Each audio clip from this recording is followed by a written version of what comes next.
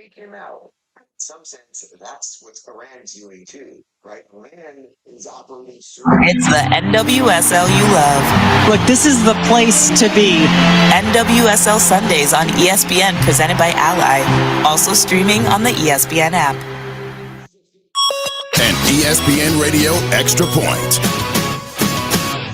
with Courtney Cronin. An absolute no-show performance from Kylian Mbappe. 0 shots on target yesterday. That has not happened in, I don't know, forever. And the way he talked about it post-game felt like he was talking out of both sides of his mouth. He talked about the press and that they weren't communicating and that they didn't make the right substitutions. Felt like he was taking a shot at his manager, Didier Deschamps. And I was a little surprised from the leader of this team, the response that we got from him post-game, because it very much mirrored the no-show performance from Mbappe on the field. And the way he talked about it is like, well, I'm the leader of this team. It all goes through me. But at the same time, pointing out the flaws with everyone else. I wasn't impressed by that. And this was supposed to be a France team that we were looking at penciling in that they'd be playing for a championship this weekend, and they're not.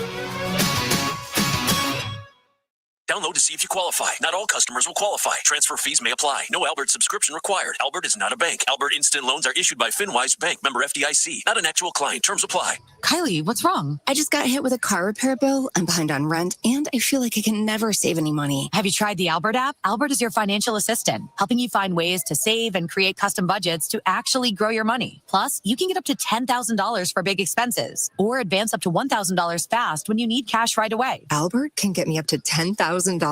Exactly. Albert spots you in a pinch and helps you grow your money in the long run. I'm downloading Albert right now. Download the Albert app and use promo code CLEAR to borrow up to $10,000 for whatever you need. The Albert app helps you budget better and save more money so you reach your financial goals faster. Download the Albert app right now and use promo code CLEAR to borrow up to $10,000. Use code CLEAR to borrow up to $10,000.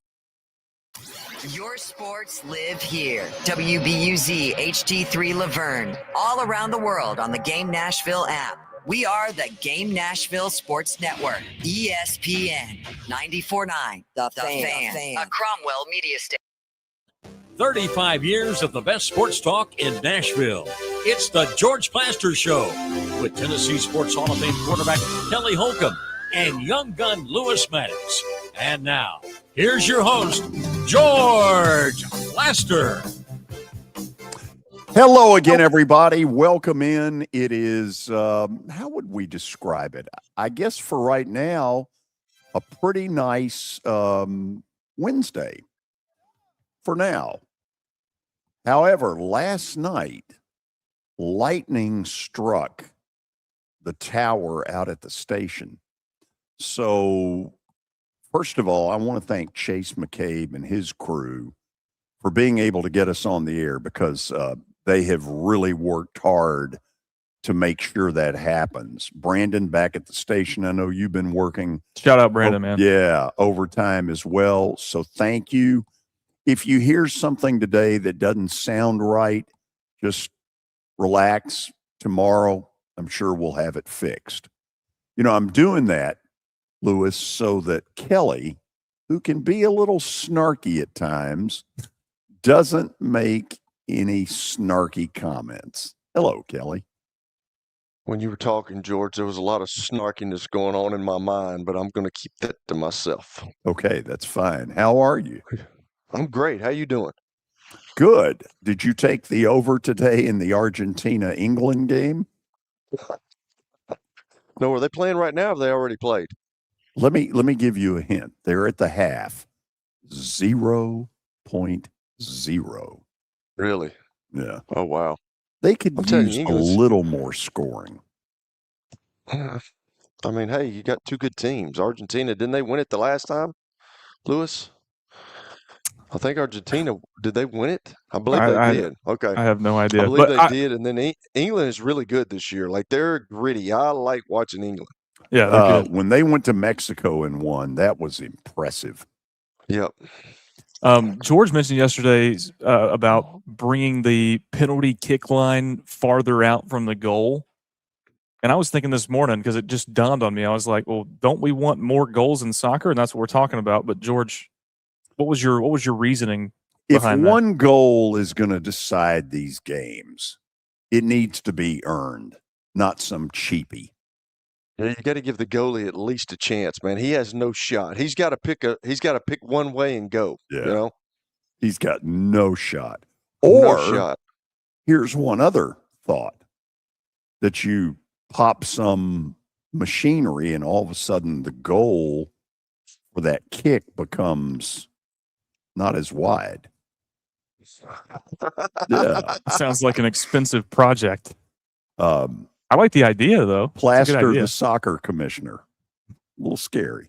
George is an ideas guy, man. I'm finding that out. He's got a lot of ideas. Not a lot of them suck, but he's got a lot of ideas. We're going to share a few of them tomorrow with Danny Evans about the All-Star game, which was boring. Phew. Hey, the American League pitchers were on tap last night. They looked like they were all throwing about 105. Broken radar guns. Fireworks Exploding. show. Probably the coolest thing to me was in the first inning when they had Dylan Cease and the A's catcher, mic'd up. And Cease is like, cool. Slider, low and away. Yeah.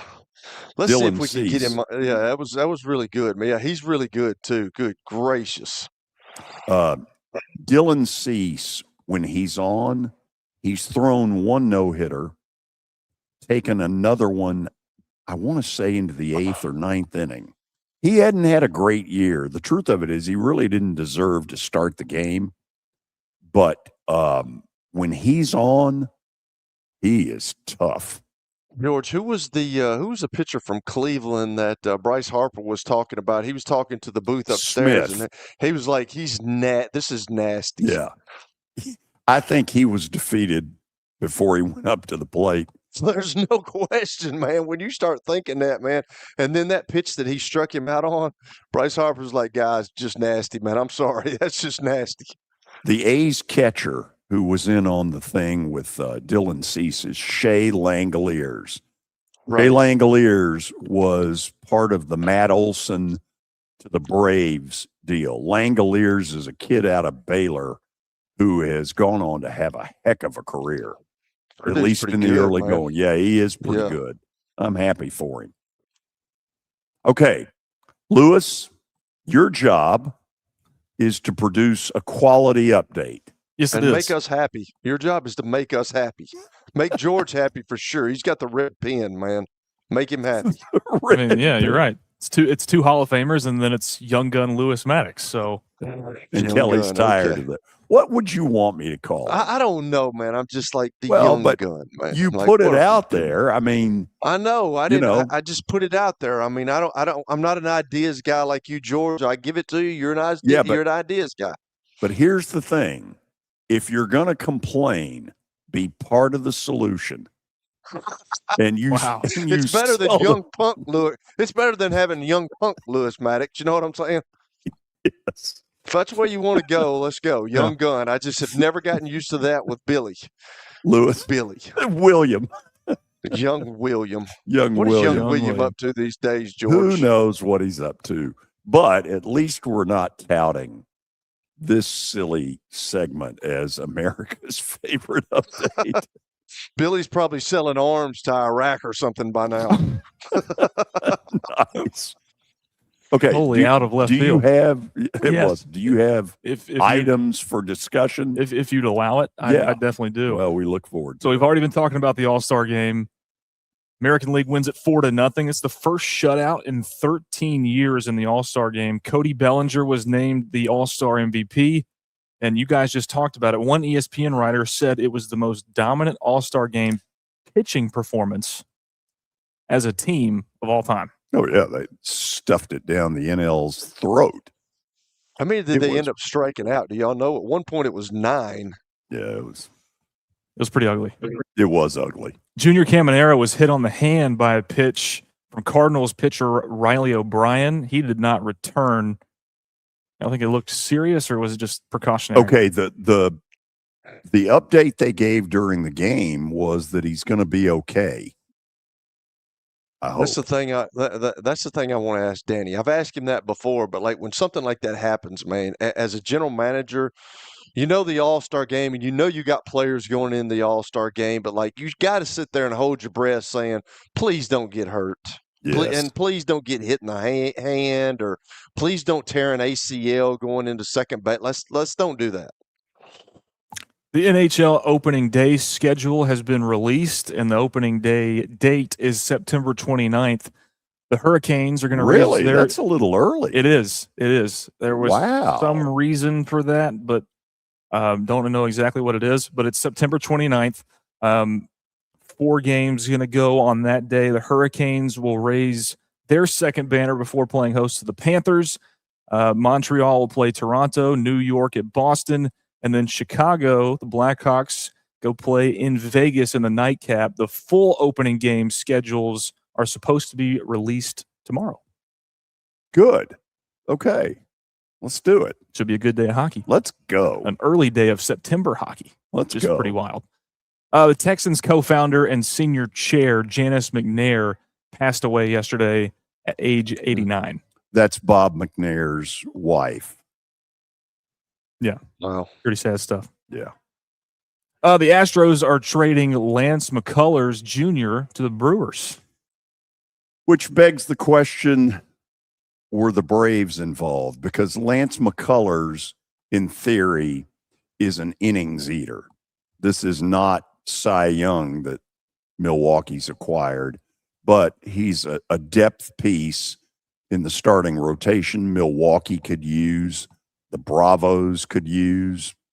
This is just the start of things in the trade stuff. And the crazy thing is there aren't that many teams out there that feel like they're going to be sellers. The Astros have sort of shown their hand early.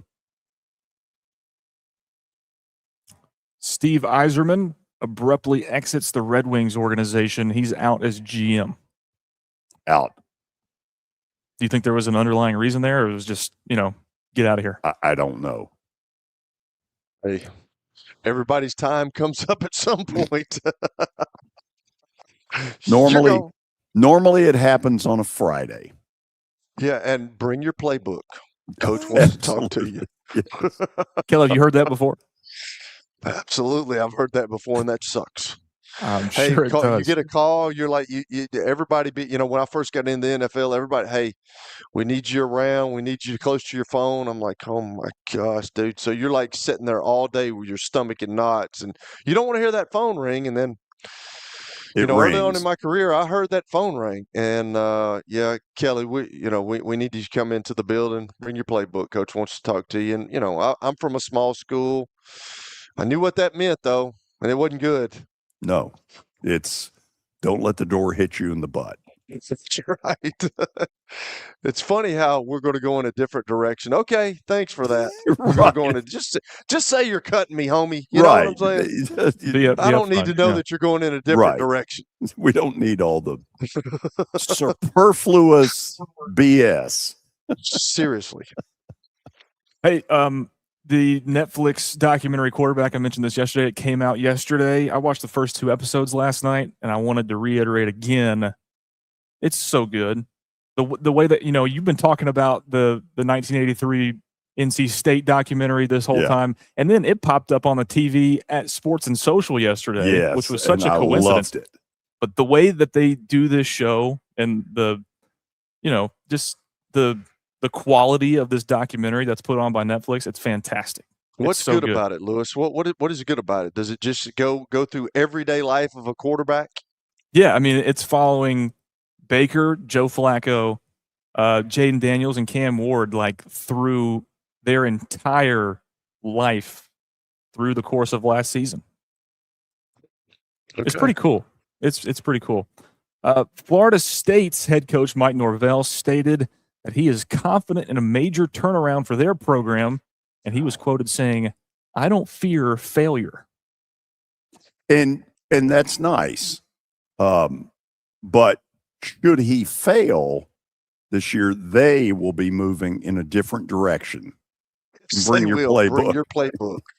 Yes, they will. Welcome What to is the he going to say? Welcome What is he to going the to say? Well, show. we just suck. You know, I don't know. I don't know if I can get it any better. We suck, and I think they're going to get rid of me. It's like Lou Holt's son. We're not very good, and we're playing a very good Ruptures team coming up this weekend. We're not very good. I don't know if we can stay on the field with these young men. That was a good impression. Thank you. I think in some way, Mike Norvell probably fears a little failure.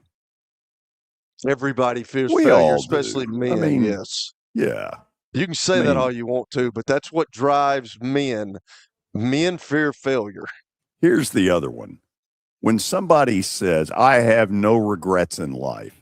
Really? Okay. You're Well, the only one. The perfect life. Congratulations. Through all the billions of people that have been on this earth, you're the only one. Congrats. Well, let us give you a medal. The Atlantic Coastal Conference has changed The what? The Atlantic Coastal Conference? Yeah, the ACC. That's Atlantic Coast. It's not coastal.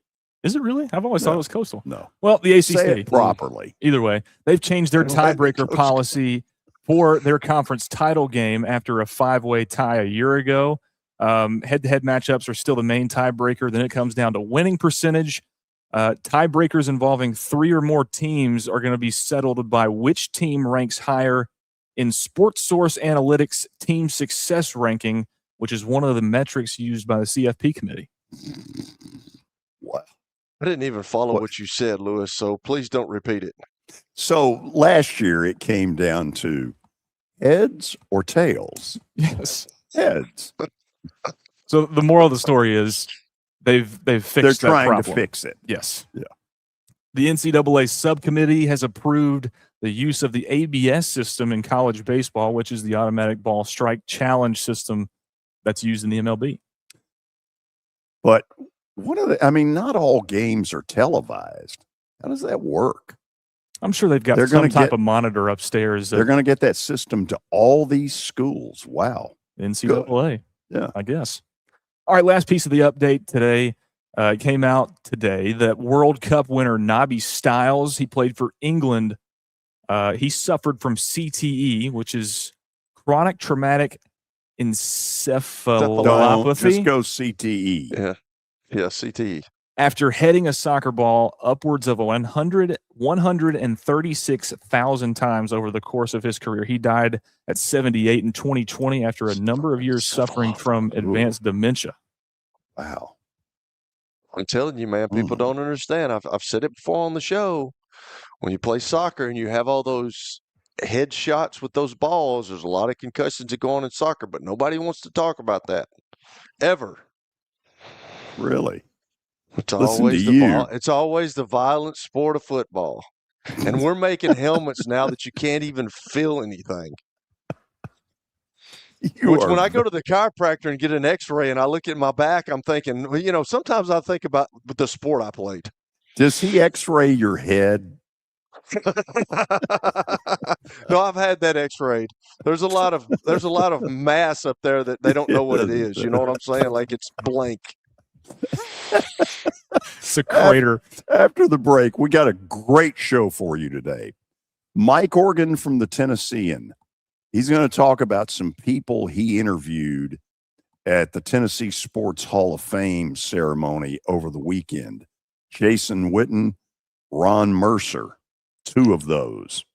Then at 4:00, George Barclay, attorney from up in Boston, will join us, and we're going to get into a series of things going on between athletes suing the NCAA and others who are in the on-deck circle saying, I might sue them.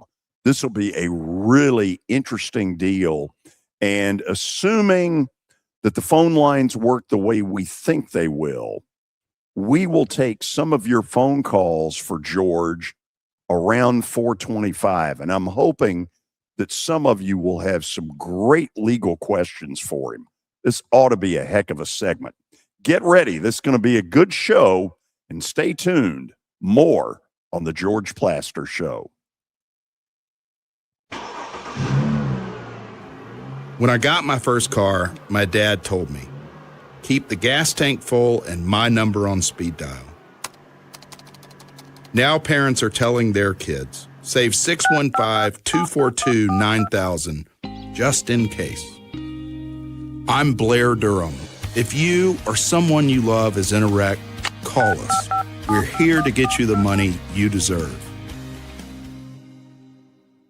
It's easy to say good things about the folks at Strike and Spare Family Fun Centers. Number one, I trust them with something that's near and dear to me, the Plaster and Friends Celebrity Bowling Night. But more importantly, I see the fun people have. They enjoy the bowling, they enjoy the camaraderie, and you will too. Come by any of their locations and get ready to have some fun.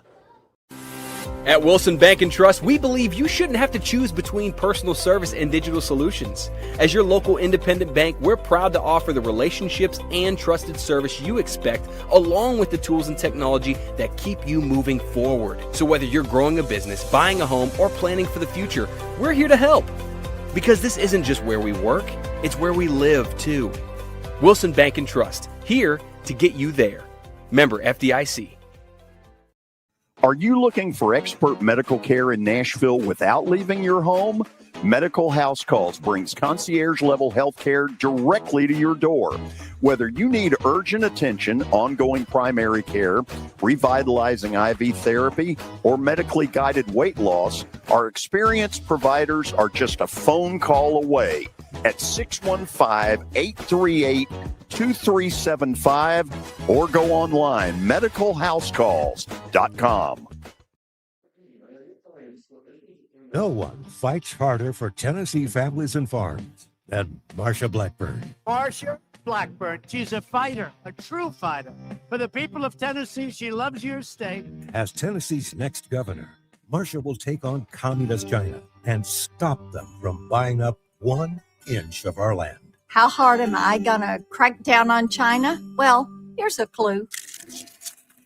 Marsha Blackburn worked with President Trump to crack down on communist China. Now, Marsha is ready to protect Tennessee land from Chinese front companies, close China investment loopholes, and hunt down every communist who tries to defy us.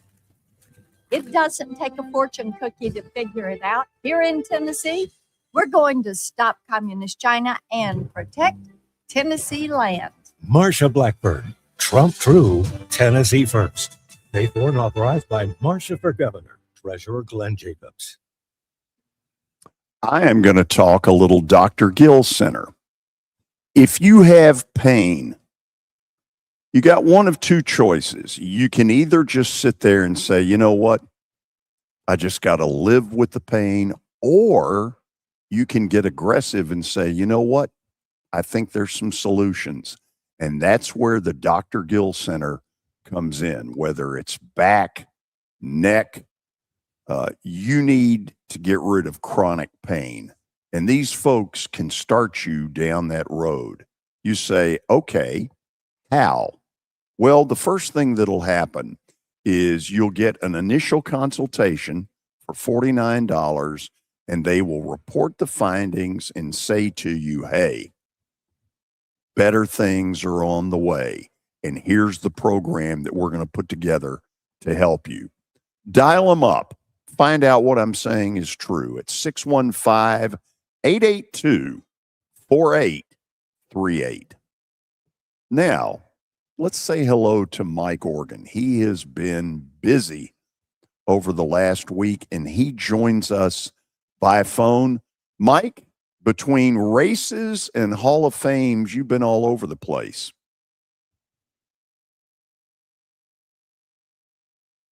In about 4 days.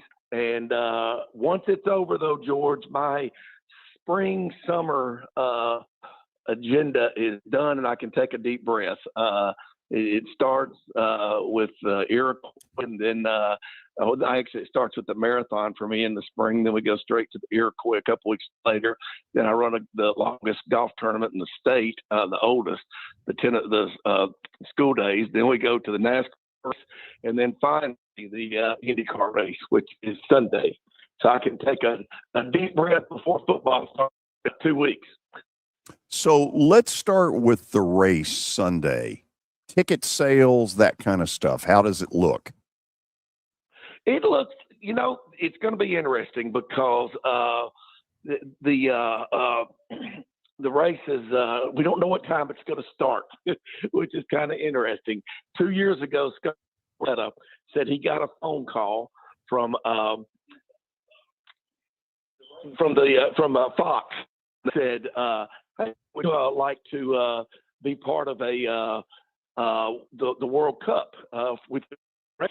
And he was like, what are you talking about?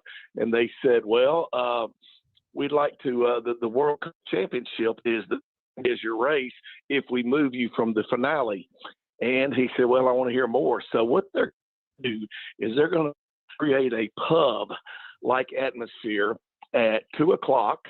Of course, before the stuff going on, but the World Cup starts, and they're going to have the big screens and everything for you to go out and watch the World Cup at the Super Speedway. And then about 30 minutes after the World Cup ends, they'll go straight into the race, the 6th Music City Grand Prix. So we're going to see what kind of crossover fan base there is between IndyCar and soccer. Interesting. But the earliest race will start at 4:30. Gotcha. So now let's go to the Hall of Fame thing Saturday night, which was a beautiful ceremony. I have always said on the air, Mike, that the single biggest controversy I've ever dealt with in sports talk radio was Vanderbilt's refusal to admit Ron Mercer. It's now been 32 years ago, and I don't mean to belabor that at all, but you were with Ron Mercer on Saturday night, and I know you talked to him. Tell me a little bit about that conversation. Well, it started with, Ron, I hadn't seen you in 30 years. I don't think I had seen Ron since his time at Kentucky.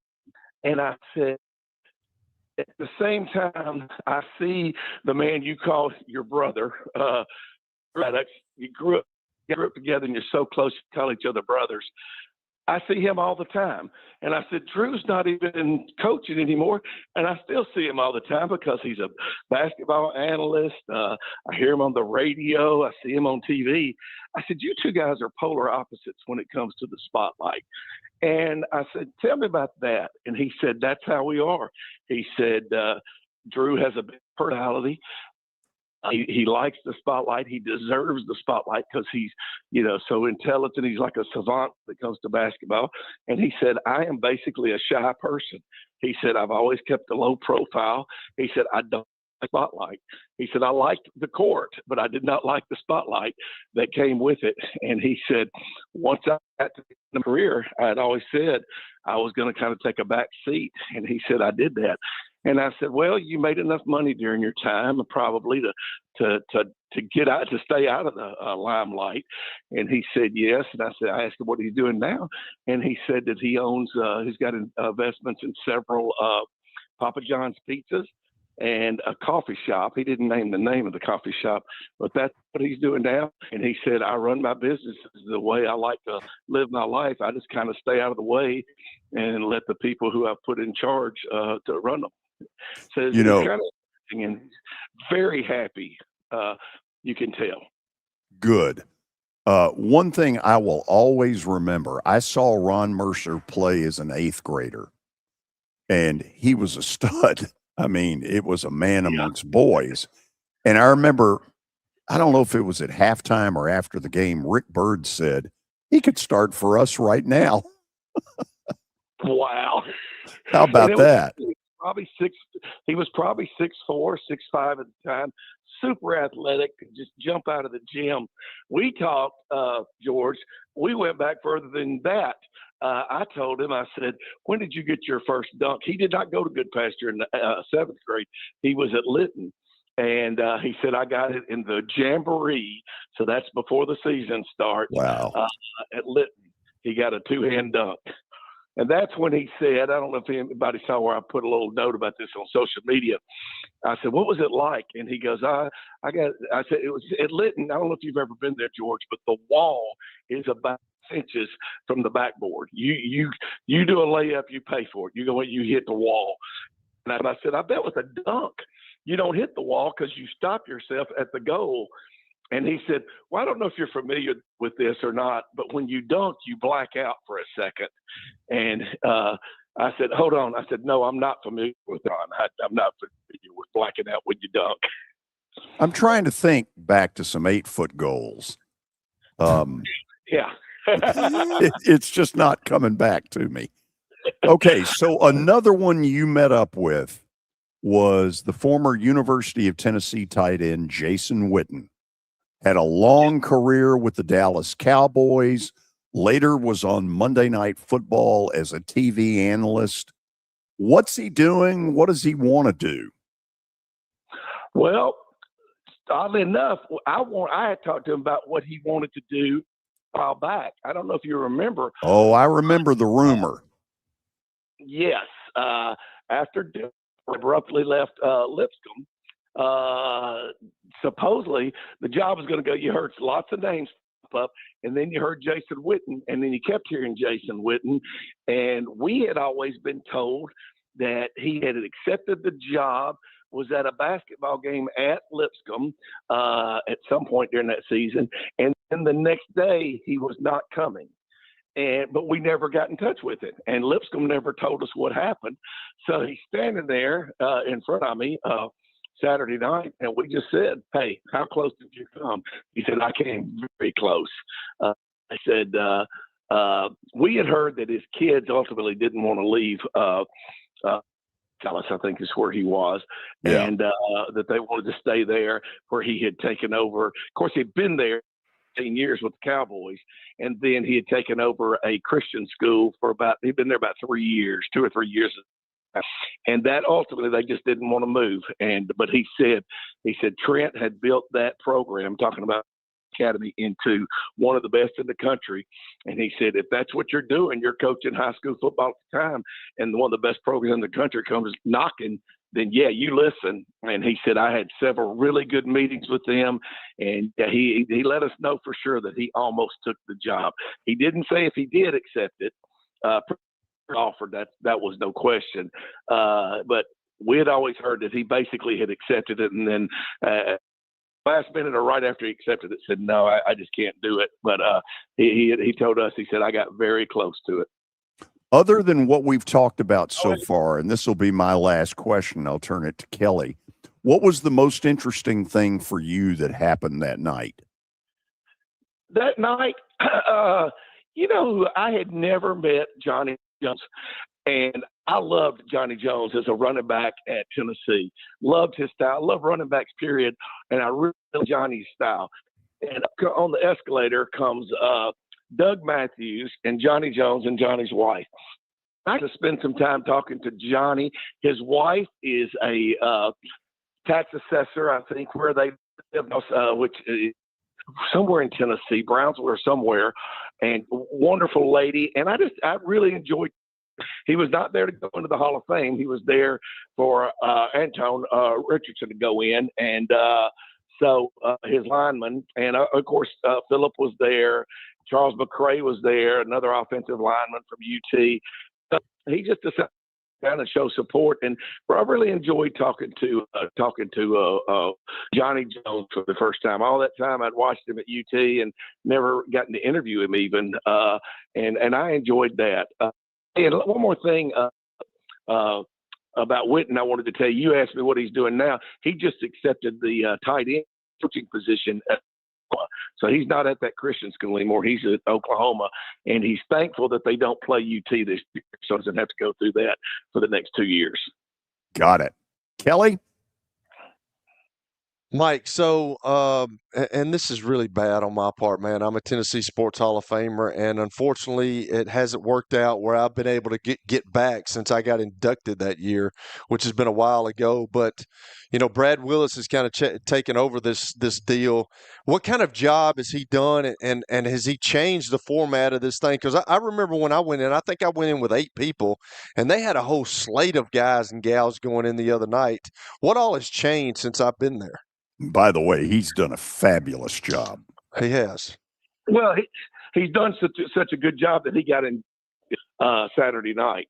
Brad is now in the Tennessee Sports Hall of Fame, and he's not been at it that long, so that shows you what a good job he's done in a short amount of time. And he's changed the format completely, all the way going back to the induction, the letting know that you're going in. He surprises everybody. I think I remember him surprising Javon Curse had come in for something with the Titans, and he surprised him. He surprises everybody.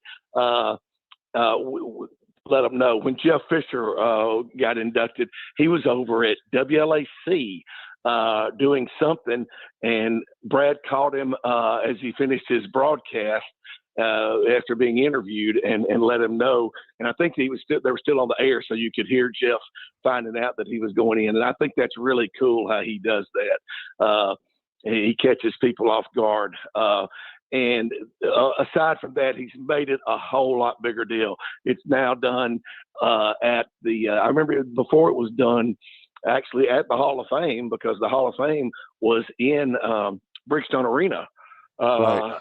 And it was at the front part there near the gift shop, and the Sphere. And it's going to be in the Hall of Fame is physically going to be in the new stadium. So it'll be interesting in 27 what happens, because I'm sure they'll move it from the Omni Nashville over to the new stadium, and they'll have a over there.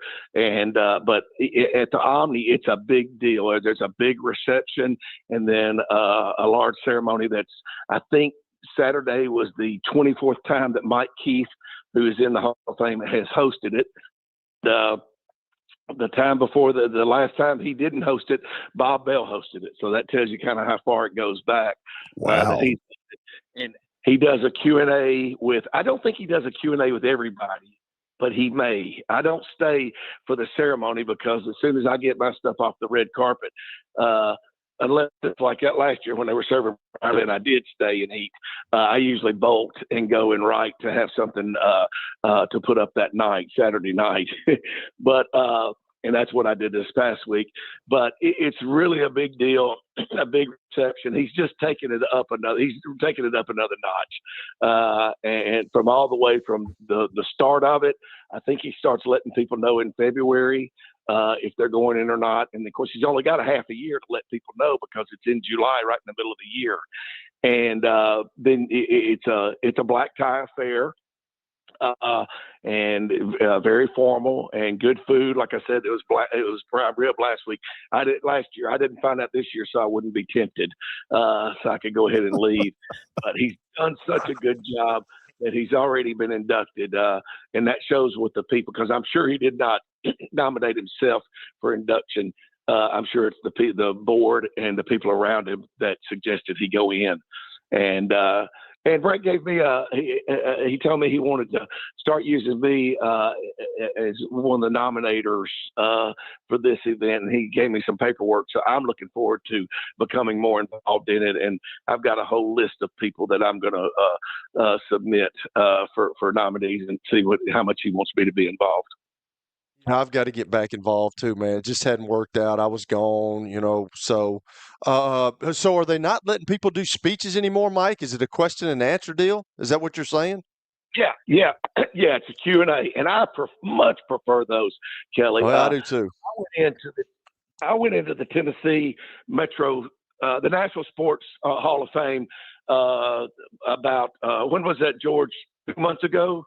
Yeah. MC.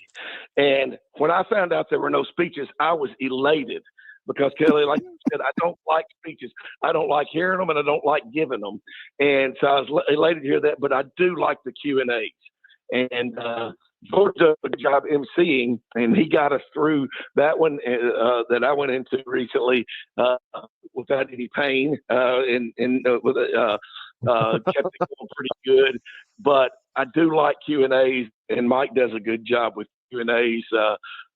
He's from the bastion of broadcasting, just like George, PGA, Bill. They all came from there, and he does a good job as Q&A. They sit down and 10 minutes, 8 minutes each, and then he moves them out and says, "Put somebody else in the seat." Nice. I think I like that. I like that aspect of everything. Everything's kind of going to that now. I mean, I do like getting up there and hearing myself talk, but people don't want to hear me talk. They want to hear question and answer, So I'm good with the question and answer. So let me ask you this. I got two more.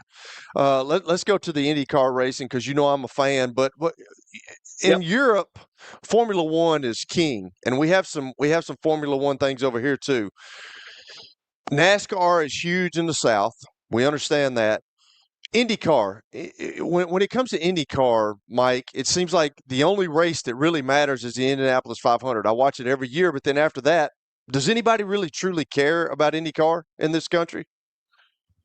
We're about to find out here. I see that, Kelly, because this race was made the finale, which is supposed to be the race that matters other than the Indy 500. But Alex Lou has dominated this sport to the degree where the finale no longer matters because he's got it wrapped up by the end. And it's just a formality. Right. So being the finale doesn't matter anymore. People do still care about the Indy 500. This year's was fantastic. One of the greatest sporting events ever this year. But beyond that, we'll find out how much people care here because they moved us away from the championship because it didn't really matter. The finale doesn't matter, or they moved it back to Laguna. And we're now I think there's 6 races after this. Doug Bowles, the president of IndyCar, was here last week. Newgarden and Scott Borchetta. And speaking of Q&As, they got up on. I took some questions from, and they tried to sell this as an important race because there are only 6 races after this. And if you're not in the hunt at this point, you might be out. If you don't win or do really well in this race, it might do it. So maybe this is a bigger race in those terms, being at this point in the season. But I also talked to Scott Borchetta about, does this race ever move back down?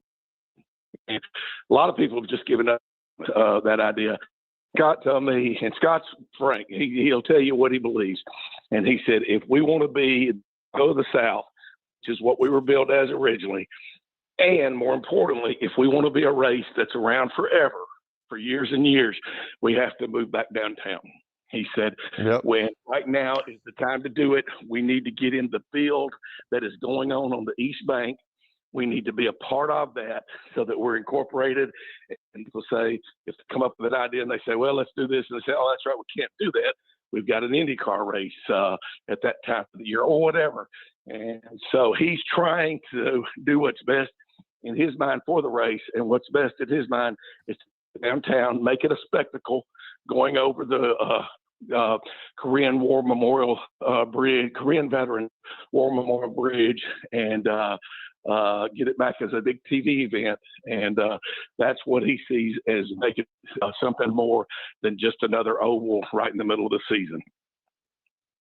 Hey, Mike, it's Lewis. I wanted to ask you, I was also at the Tennessee Sports Hall of Fame ceremony on the red carpet. I hate that I didn't get an opportunity to talk to you. I saw you, but I was kind of on the other end of that media row there getting questions myself. But I was kind of thinking about this Saturday night too, but I'm sure the stories that you have, like behind the scenes stuff covering athletes, are just incredible. Could you maybe give us one that comes to mind? Well, let me think. Who was there? It was so good to see Kermit Davis. I asked Kermit if he's going to move back to Murfreesboro, not to become the coach at MTSU again. He was just so beloved. He loved Murfreesboro. And he said, nope. He said, I got a grandkid in Ole Miss or Miss Oxford. And he said, until he grows up, we're not going anywhere. But I'm trying to think of some other things that have happened. I remember when Dale Ellis got inducted, I had no idea how tall Dale Ellis was. He's close to 6'9". I remember interviewing him, and I couldn't hear my tape recorder because he was so tall.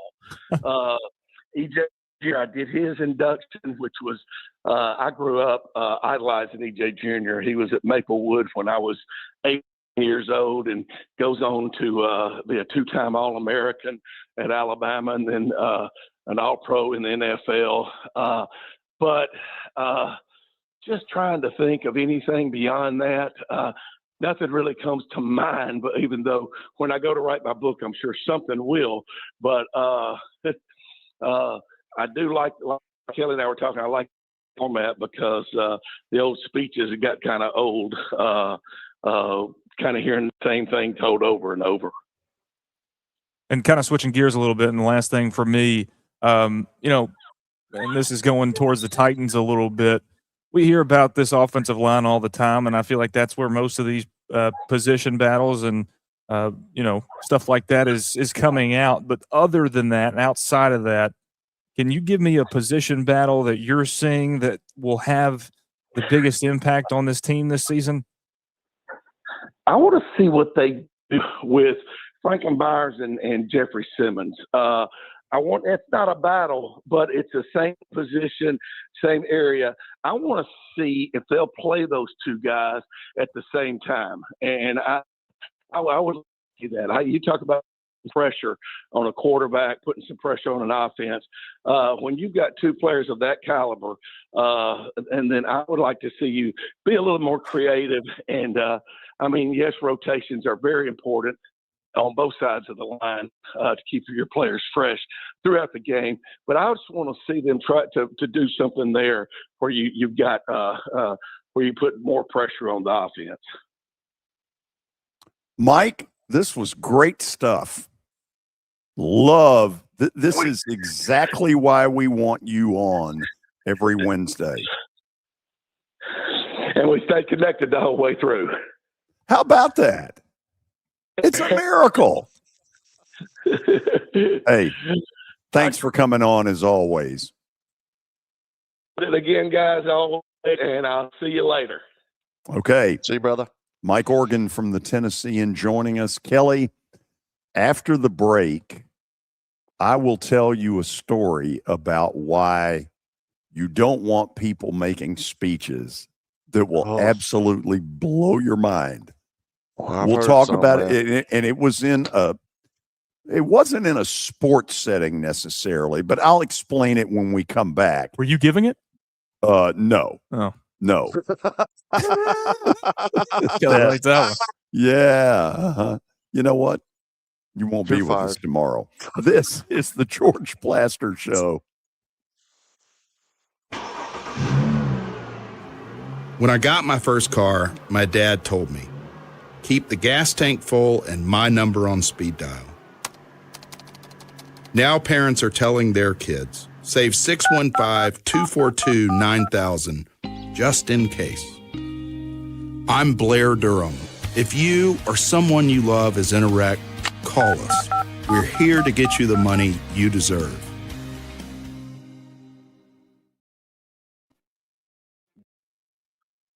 Baseball is just like music. You don't believe me? Let me show you. It's jazz, improvised and unpredictable. It's rock. The crowd explodes like a guitar through a wall of amps. It's rap, fast, sharp, all rhythm and timing. It's country, nothing but 3 outs and the truth. Do you believe me now? Look, no matter what music you're into, the hottest track in town, Nashville Sounds Baseball. Welcome to Hit City. Sports and Social at Green Hills Mall is the new home for our Football Night in Nashville promotion. Their food is terrific. Their TV setup looks like a racing sports book in Vegas. And if you're a sports fan, you can't beat it. Starting September the 4th, we'll broadcast from Sports and Social every Thursday night. There's Pop-A-Shot, great football, and the chance to win a beautiful Mikey's Motors golf cart. See you at Sports and Social in Green Hills Mall.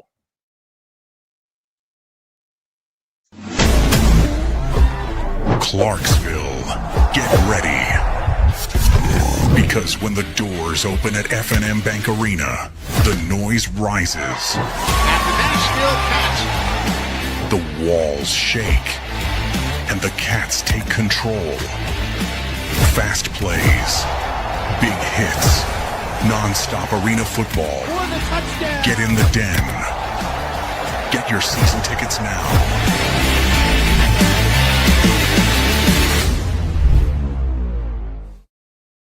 Liberals don't get it, but it's pretty obvious. Their policies are messed up. That's why pro-Trump conservative Johnny Garrett spearheaded legislation banning men from playing girls' sports. Garrett's a married father of 3 and endorsed by Riley Gaines. Garrett will protect girls' sports and stop the radical left pushing sex changes for minors. We need more Tennessee in D.C., and Trump needs an ally. Vote conservative Johnny Garrett for Congress. I'm Johnny Garrett, and I approve this message.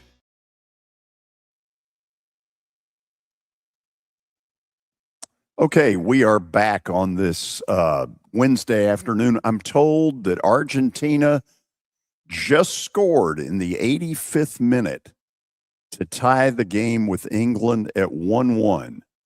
85 minutes, still in regulation. Who knows? George, Atlanta, GA is where that game is. George, the other day I watched the Norway-England game. I watched the whole game. And you know what? I'll be honest with you. I wasn't bored. Look at that. I enjoy watching England play, man. I mean, I really do. Those guys are really good. And then Argentina, I enjoyed watching it, man. I can't believe I'm sitting here saying that after I've called it a communist sport.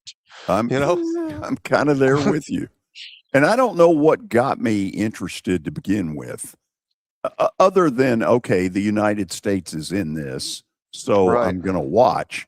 But I have found myself going way past that. And yeah. I couldn't be more shocked. George has turned into a soccer Well, fan in the last month. Well, I I'm will with you. say this, okay? Fox has done really good stuff on carrying all these games, but get these British announcers the hell out of here.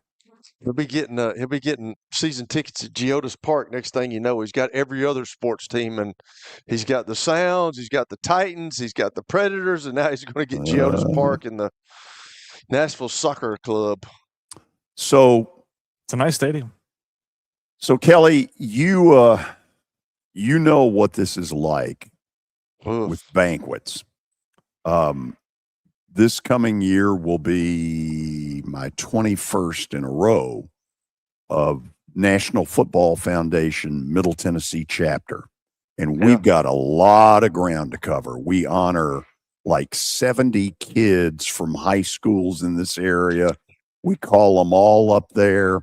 We have about 15 awards, and we have streamlined this sucker to about as good as we're going to get it. George, you've done a really good job too. I hate blowing you up like that, but you have done a really good job. But you cannot, I know it's not your problem, but every year, Lewis, I'm looking at George tapping the watch. Let's go, man. Get it going. Let's go. Because we used to, everybody that used to get up there when I first started this and when George first started this, everybody wanted, they got to speak. And I'm like, nobody wants to hear this. Nobody wants to hear it. It's a little Get off. repetitive, yeah. So here is the story. And it eventually ends with the legendary University of Tennessee play-by-play voice, John Ward. Mm-hmm. I want to say this was like 16 years ago. The first ever Tennessee Radio Hall of Fame ceremony. And in the early going, I'm involved. I don't I don't think we had an MC, so to speak. But anyway, I'm over in the left corner, and we are inducting some unbelievable heavy hitters.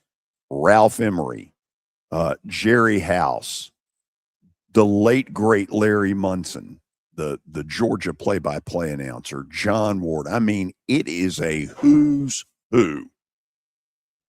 I'm not going to say the name of the person, but one person decided that they were the show, and they weren't. And this person brought a notebook up. And when I was to the left corner, and I'm watching this, and I see this notebook, and I'm like, oh, no. There's nothing good that can happen. So this person is about 20 minutes into this harangue, this war and peace. And this person, I think, is about to end it when the person says, I'm a Christian man. Well, that didn't end it. The speech went 37 minutes, and in minute number 21, I wanted to kill him. 37 minutes? 37 friggin' minutes. So a banquet that started like at 7, John Ward is the last inductee. And Bob Kessling has great stuff about this because Kessling was supposed to introduce him. And all throughout the night, Ward keeps looking over. Cut this. Cut everything. And so when it's his time at 11:15. Started at 7, George? At 7? Something like. Were you exaggerating? No, I'm being serious. Seriously, 11:15. I'm being dead serious. So John Ward gets up and he says, we've all been here too long. Thank you. Sits down. That's awesome. You know what? I'll be honest with you, George, though. What Mike said, and you did a Q&A with me a long time ago. I don't remember where it was. You remember that. I don't know what it was for. I think it was when I first came back into town. But I kind of like that new way of doing things because it's what people want to hear. They don't want to hear you sit up there and talk about this and talk about, like, I get so sick of that. And there was a guy that everybody would know that I went and I heard a speaking engagement with him.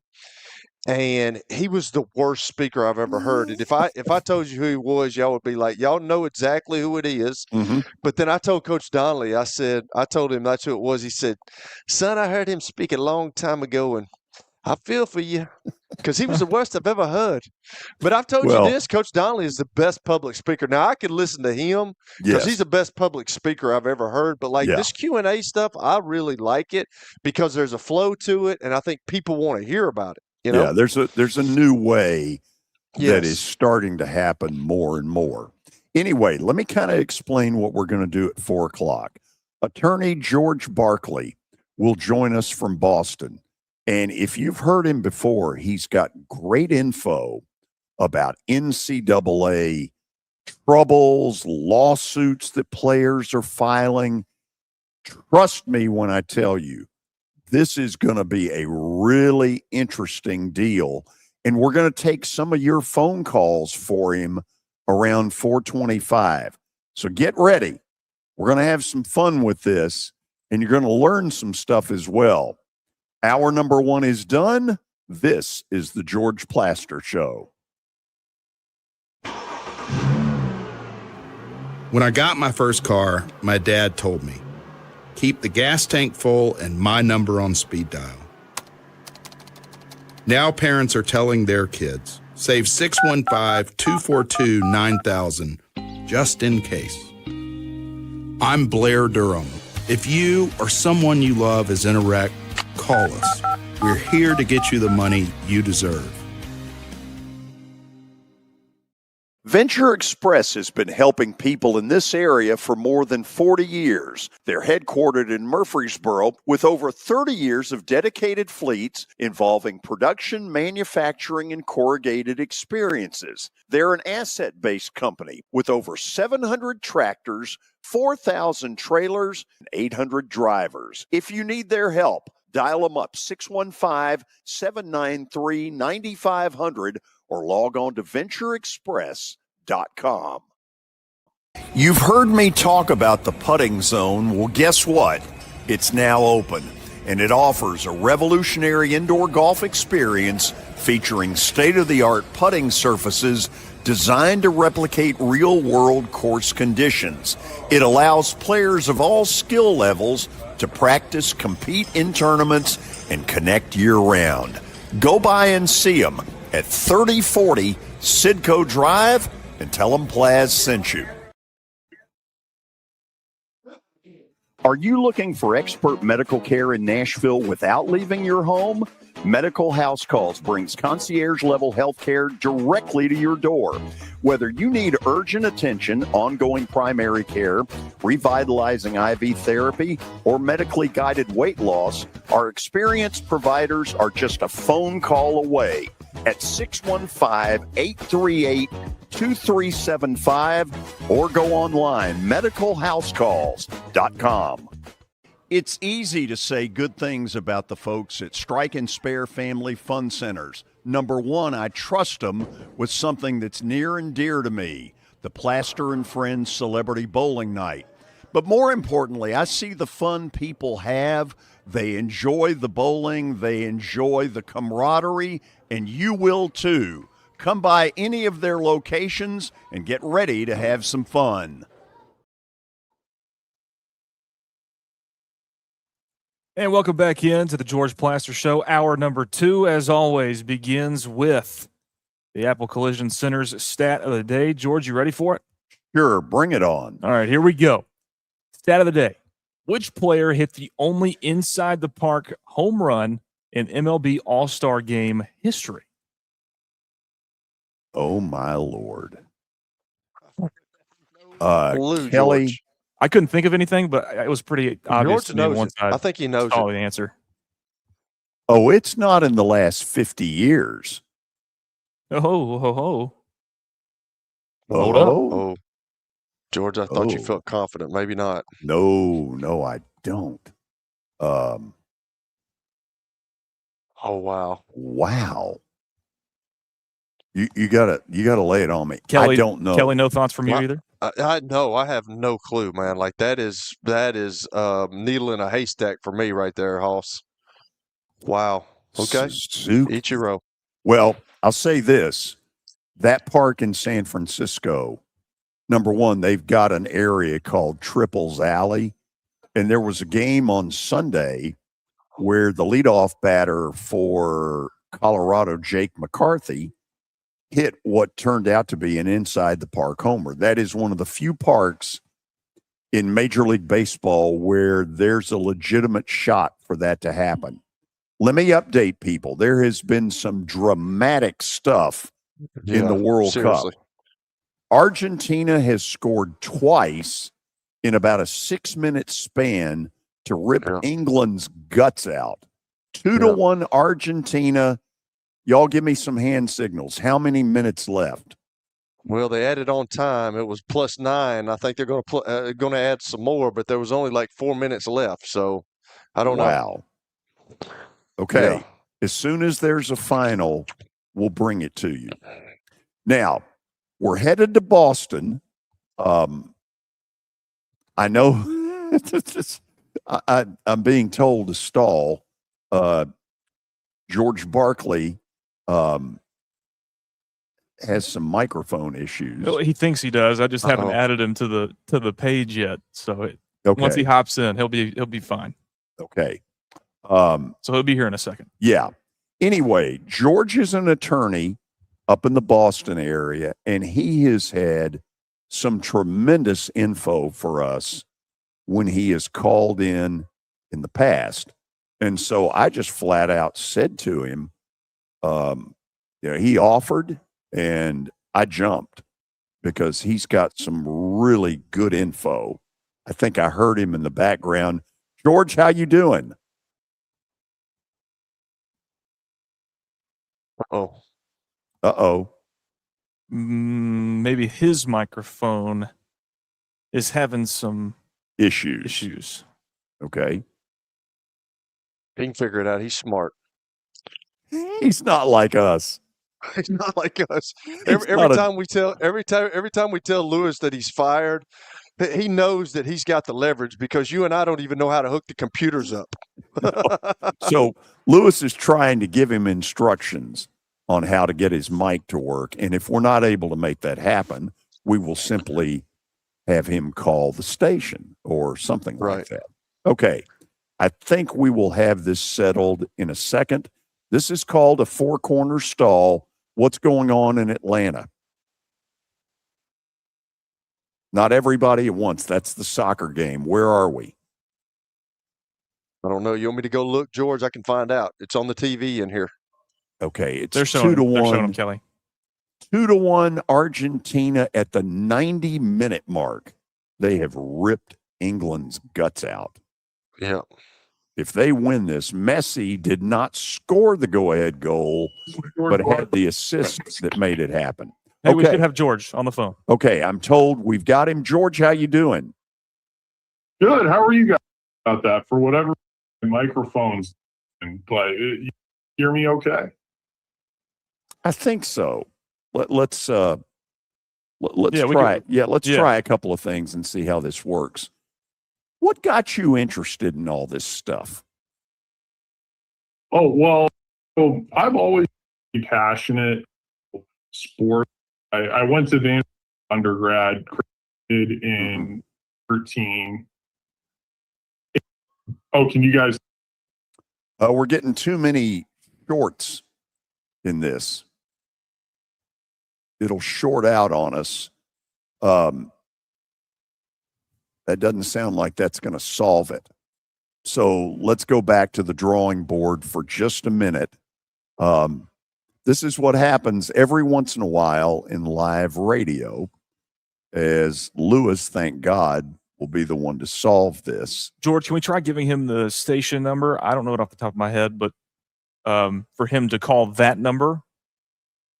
Yeah. And that may work a little better. That hopefully would work better. So do I need to text you that?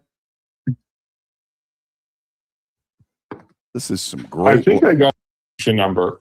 This is some great live radio. George, do you have the station number? Sounds like I just sent it to you. Okay. We'll try to get him that way. Okay. We'll get this done here in a second. Okay, where are we? Back in Atlanta. Not everybody at once. What's going on with the game? Okay, 2-1. It's a final. Oh, it is final. It went final. In regulation. 2-1. Wow. What a that is bitter loss. I thought England was going to win that thing, and you're absolutely right. I think Messi was the one that had two. He assisted on both the goals. Yeah, is what my daughter said. Okay, Lewis, you kind of tell me when and where.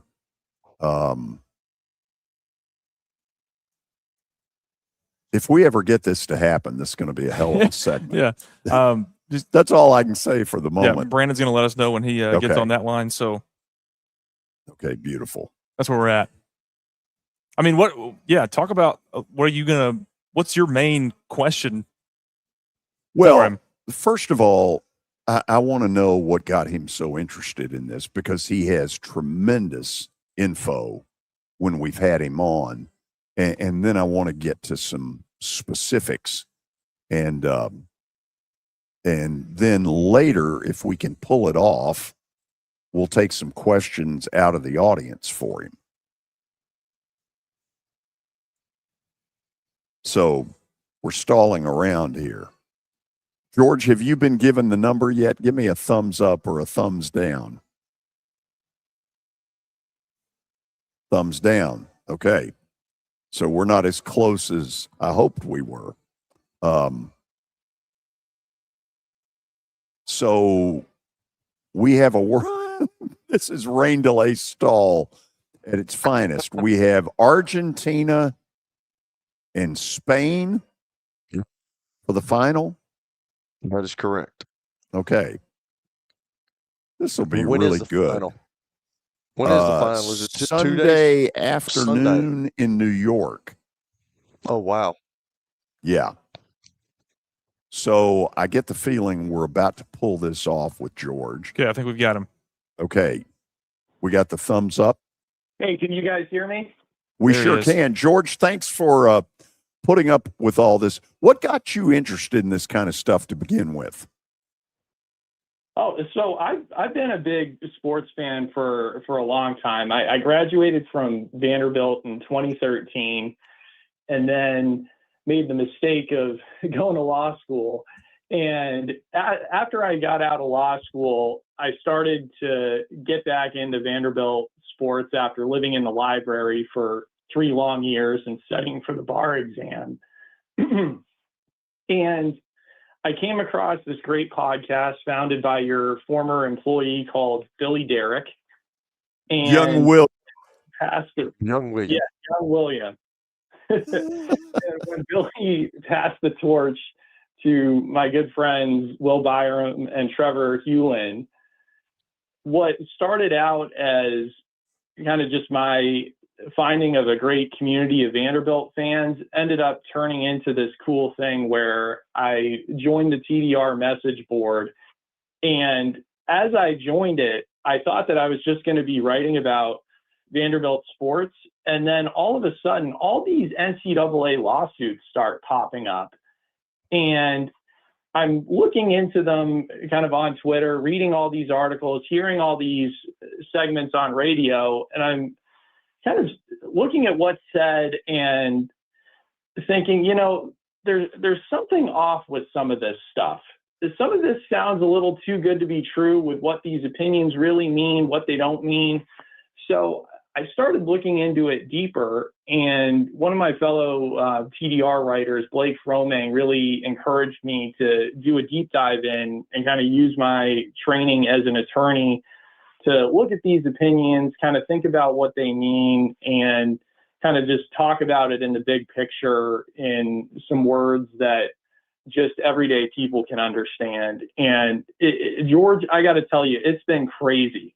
This off season, I thought when Vanderbilt's baseball season ended and we had finished at TDR with a lot of our baseball coverage and I was just going to do some stuff on the Cape Cod League, all of a sudden you got the Protect College Sports Act, all these 5-for-5 rule lawsuits, and then these disputes about whether players should be suing to get extra eligibility or not. And I've had all the sorts of stuff to write about every week. What I thought were going to be little kind of skimpy tidbit articles have had some Arby's-style beef because of all these lawsuits going on. And it's really, I think, fun to talk about. It's kind of a crazy time for college sports, but that's kind of how I got there and what kind of makes me passionate about this stuff and kind of combining what I do for a living as well as just my passion and love for college athletics, specifically Vanderbilt sports. Okay, here goes with a question that a friend of mine has asked me to ask you. As part of a past settlement involving football players in 2016 or 2018, was there a deal where schools were supposed to pay players from back then, and have some been paid and some haven't been paid? What light can you shed there? Oh, that's an interesting question. So I believe you're talking about the House settlement. And what is fascinating about that is it's still ongoing. So to my understanding, no players have been officially paid yet.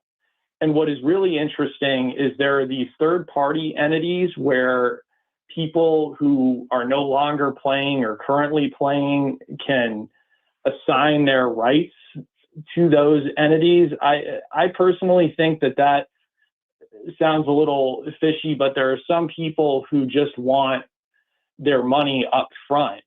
and are kind of getting an estimate of what they could make in the settlement and getting it as advance cash. It's sort of almost like litigation funding for somebody who gets in an awful car accident.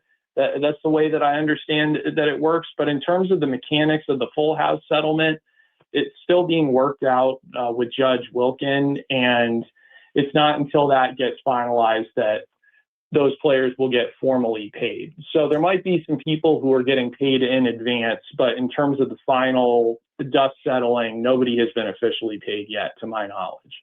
Okay, we're going to hopscotch all over the place on this. Lewis, I know you had, I guess, a settlement question as well. Yeah, kind of on top of that, without stepping on Kelly's toes too much.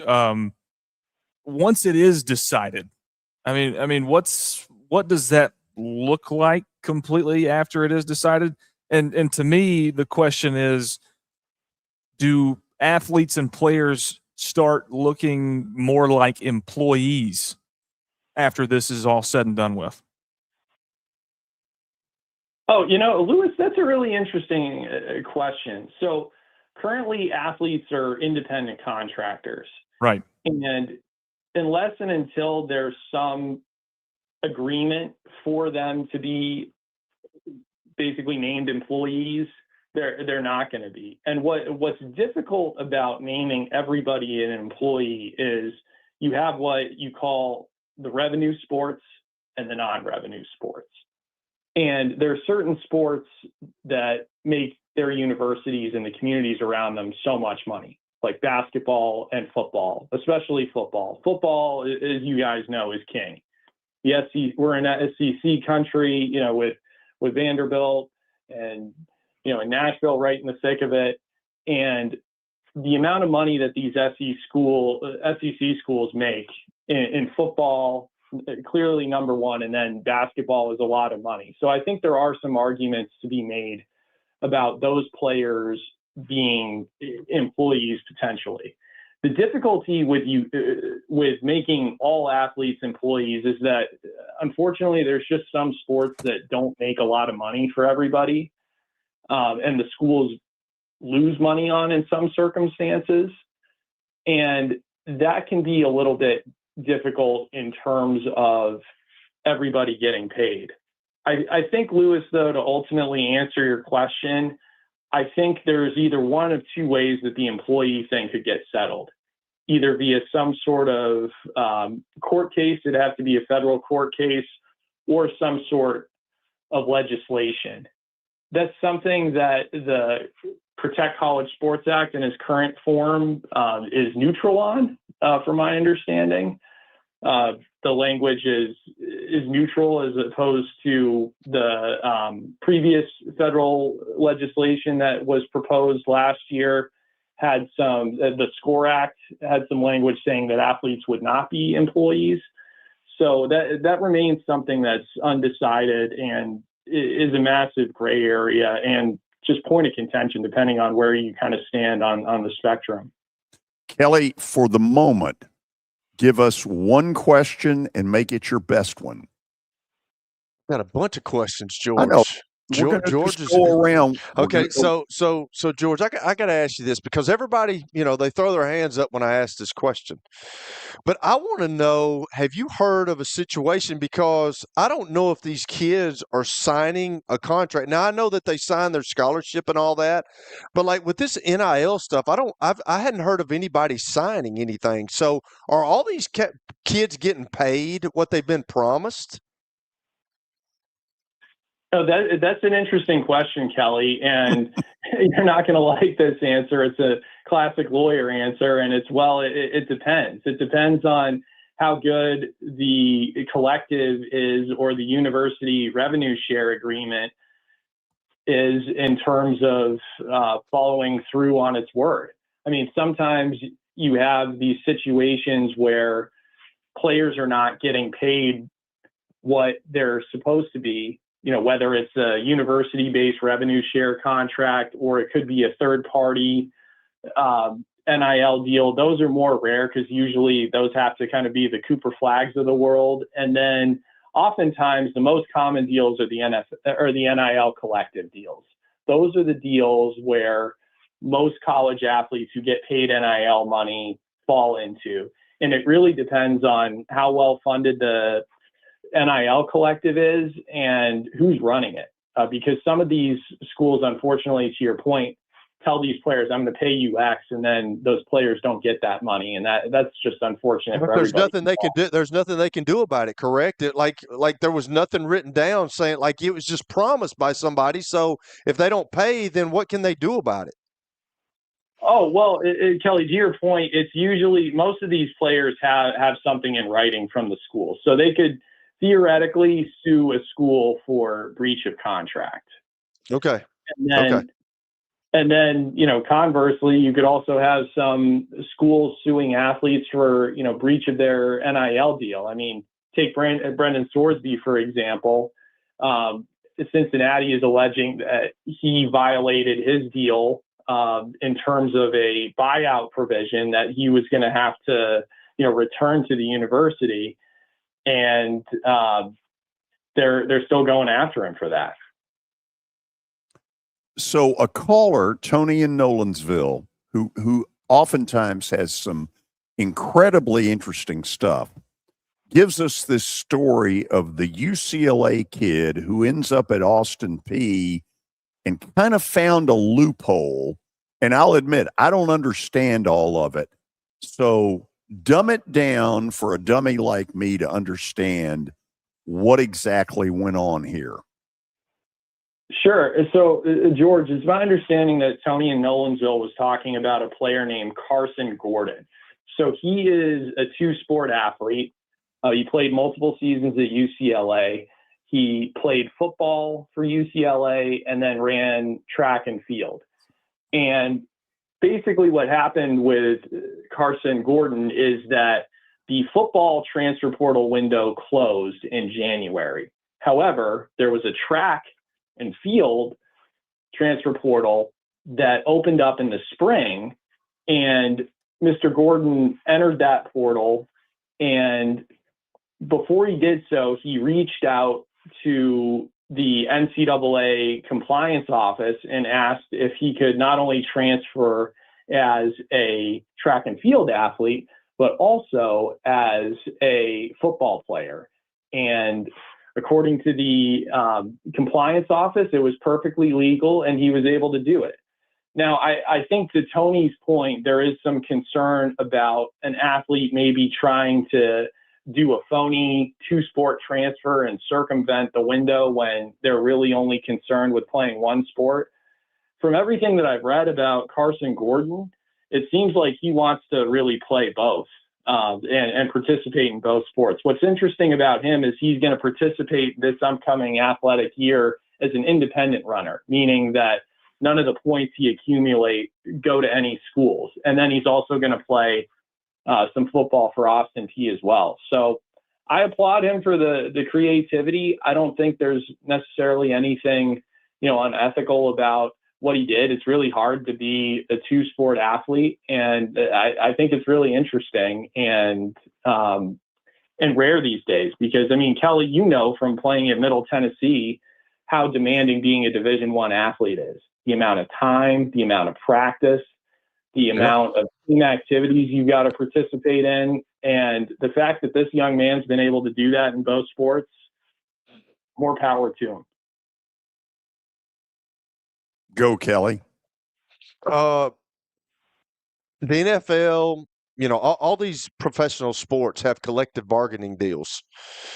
At some point, is college sports going to have to get to that? Because now, we've got guys out here that they call handlers, and these handlers are making 20% of these kids, overall price that they're getting paid from these schools. The money that they're getting paid, they're getting 20%. Well, that's what the agents in the NFL are getting upset about because they only get up to 4% of that money. So at some point, we've got to come together. And is it going to come together, George? Or you keep hearing everybody say, well, I don't know how long this is going to last. But you look at football, and football is more popular now than it's ever been, even with the NIL stuff coming. Can it support itself, and are we eventually going to have to get to like a collective bargaining at some point with these schools? Yeah, Kelly, that seems to be the million-dollar question on everybody's mind. I think if you're going to have successful collective bargaining agreements, they're going to have to be sports specific. You're going to need one for men's basketball. You're going to need one for women's basketball. You're going to need one for football. You're going to need one for baseball, potentially. I think the biggest right now issue is, a couple of things. I think that there doesn't really seem to be a lot of unity among the players in terms of pushing for these. And also the NCAA has just continued to be, very stubborn about its rules, the enforcement of its rules, the application of its rules, and it's leading to all of these lawsuits. And there's a lot of people who are tired of some of these lawsuits who are saying, well, federal legislation is the solution. But the problem is the proposed legislation in this Protect College Sports Act, if it's passed, it would get rid of some lawsuits, but it wouldn't get rid of all of them. Specifically, it doesn't get rid of breach of contract suits, which happen to be a lot of these claims that we're seeing for the 5-for-5 rule. Lewis, you get the final question, then we'll go to the break and try to take some phone calls. Yeah, George, I mean, the NCAA, since all of this has become a thing, has lost so much of the power that it used to have.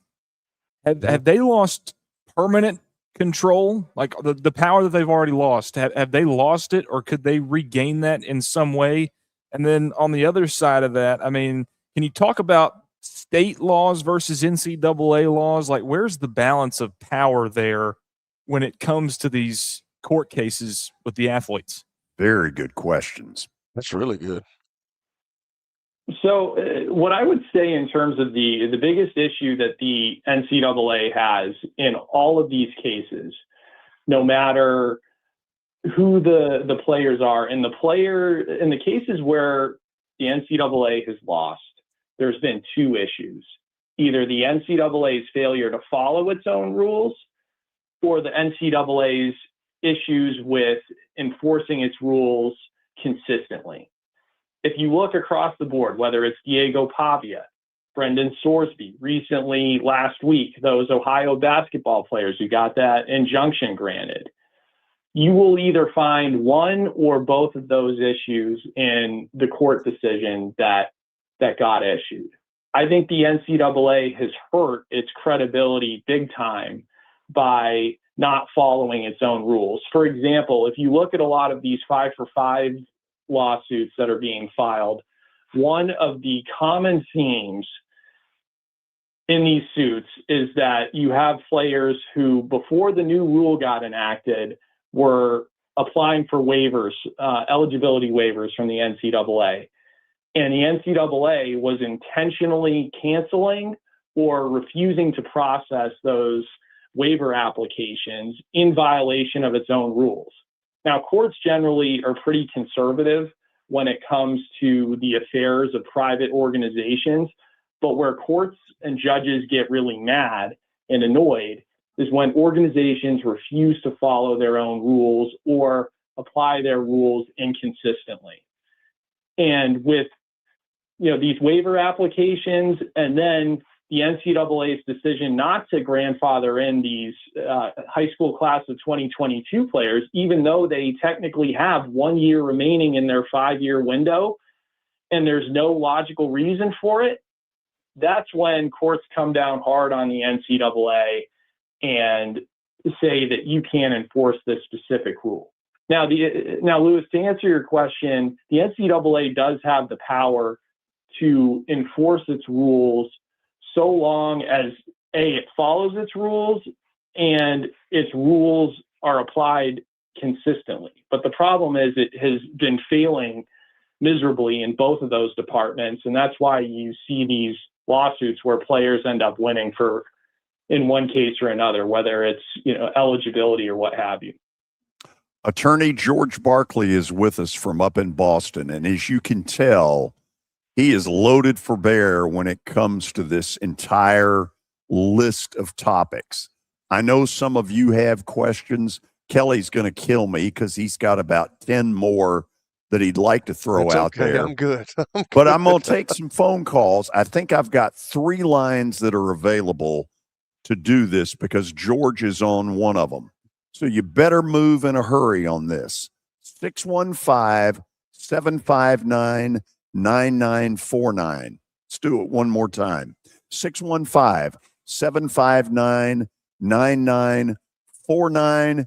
Your phone calls for George Barclay are in the On Deck Circle on the George Plaster Show. When I got my first car, my dad told me, keep the gas tank full and my number on speed dial.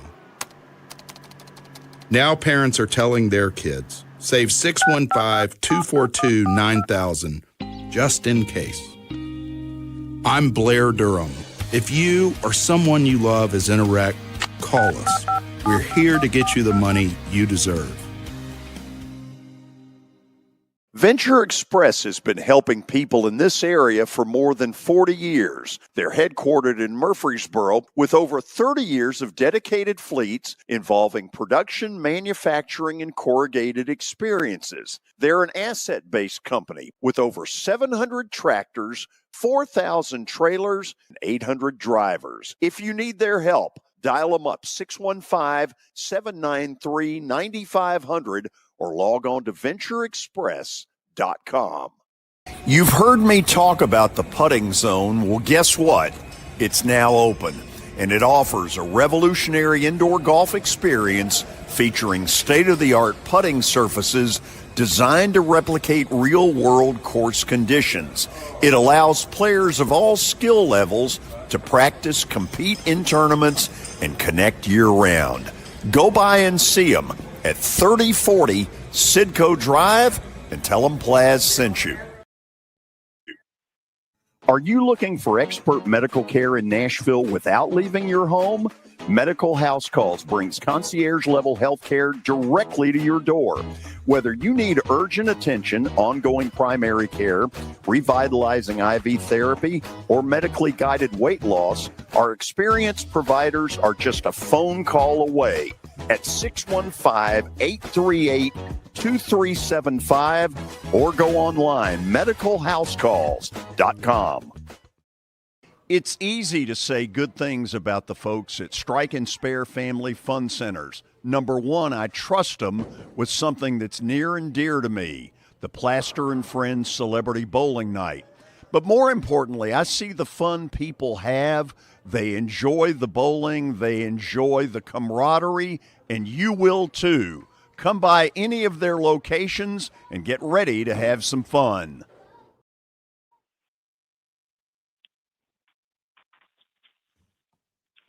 Okay, we welcome all of you back. As you can tell, we've had a couple of issues today, and this kind of thing happens.